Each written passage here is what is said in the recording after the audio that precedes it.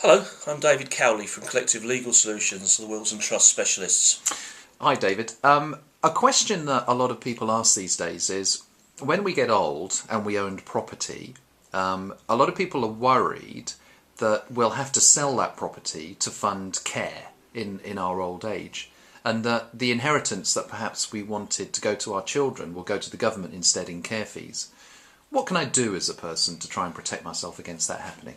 Well, you're quite right to bring that up, Stuart, because in fact 70,000 homes a year are sold forcibly to pay for care costs, which are levied by the local authority, not the government, as you suggested.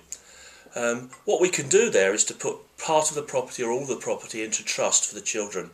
It has to be done very professionally, very carefully, to make sure it's not seen as deliberately depriving the local authority of any assets, but it can be done with a fairly straightforward trust.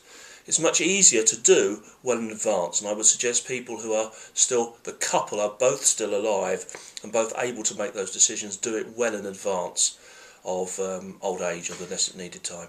One of the questions I would have then is, if I place my property into trust for my children, have I lost the right to live in that? For example, if I fell out with my children, would they be able to say, right, you can't live in that house anymore, sell it from under me, and then I've lost my home?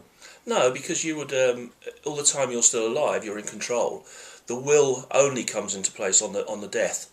It's a will trust, so the trust is only active after your death. Clearly what it does do is, in the case of partners, on the death of the first partner, then it does give some protection to the second one. What we would do is to make the second one a trustee, so the children couldn't sell the house without the agreement of the surviving person. So it's a question of who you appoint as trustees and how we set the trust up, but that's why it's important to take professional advice on it. Okay, fantastic. David, thank you very much indeed.